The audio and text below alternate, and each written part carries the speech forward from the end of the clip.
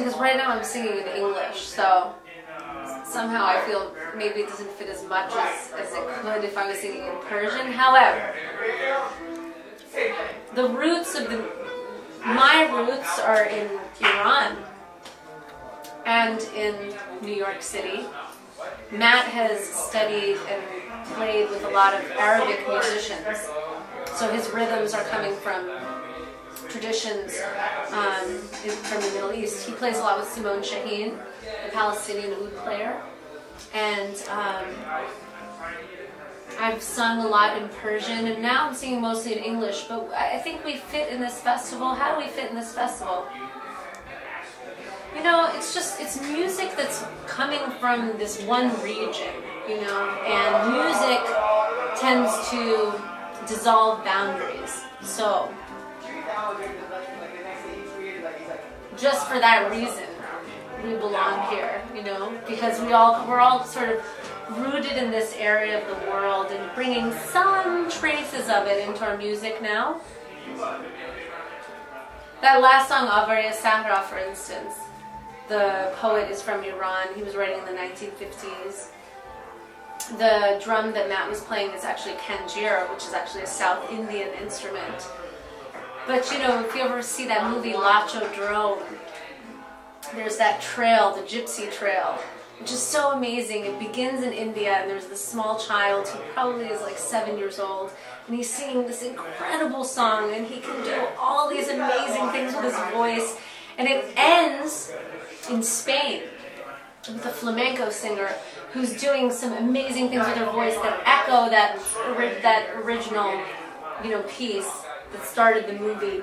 And it's a movie that sort of shows the passage of music and musicians along this trail from Rajasthan all the way to Spain, you know, and it goes through Eastern Europe and through the Middle East, and I know, it's all cross-pollination. You know, we're all like tossing our seeds around, and our seeds are mixing, and we realize we're all human beings, and we all have blood that's red and skin that's all different shades, and we should just get along and play music and relax. We need to unwind. We need to really unwind as a human race, because it's very, very intense. Hi there. The modern world. The modern world is intense, and it's getting more crowded. And we have to admit that as the globe gets more crowded, people get more edgy and nervous. And we need to relax, because we have intelligence and we can solve a lot of the problems we face. I really believe that deeply. But I think it has become part of the mainstream dialogue. We need to talk about alternative energy, solar power, wind power, hydroelectric. We have to deal with garbage. In Denmark, they take garbage and they turn it into electricity. They found a way that's ecologically sound to do this. That is genius, to take garbage and use it as electricity, right? So you're solving two problems with one thing. You're getting rid of a lot of garbage and you're creating electricity. I mean, this is like so simple. Biodegradable plastics, bioplastics. You know, I think we should stop worrying about our differences and about killing each other and destroying each other and creating more rubble. And we should try and solve some of the problems we face as a human race if we want to survive. If survival is important to you, start thinking about that. I'll think about it, you think about it, let's talk about it, let's spread it. Let's toss our seeds of intelligence and problem solving and get something going, and let's play music as we go through this process, you know? Jewish people, Iranian people, they love each other. I really believe that. I really believe that. Deep in my heart, I believe that. I'm not talking about every single one, you know, because some people, excuse me, can you give us a minute? I'm sorry, drop the gun. You know, drop the gun. She's giving me some good advice. Oh, yeah. you're not thinking. You're very beautiful. I like your shirt. Iranians and Jewish people, I'm not talking about every single one. You know, that's the amazing thing, I think, about human beings, is that we can put them under a flag, or under a name of a country and say, oh, you know, all Israelis have this in common, Iranians have this in common.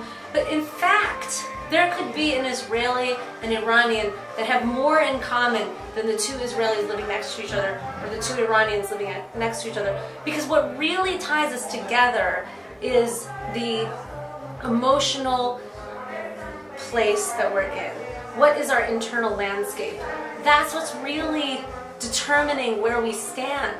You know, there's a lot of people that strive to be in a state of peace, and they strive to be in a state of wellness.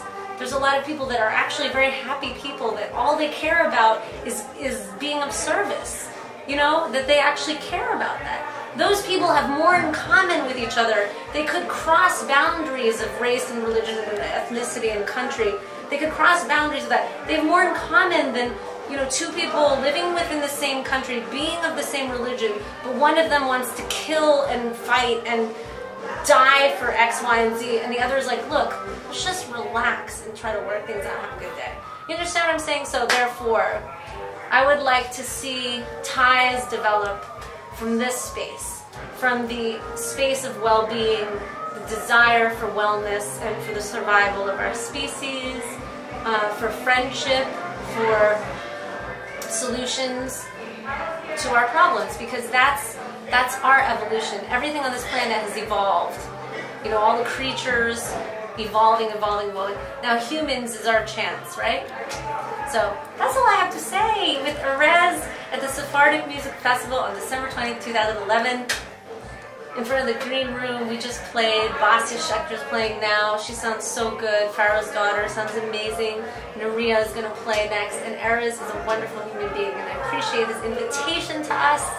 And that's all I have to say. Peace!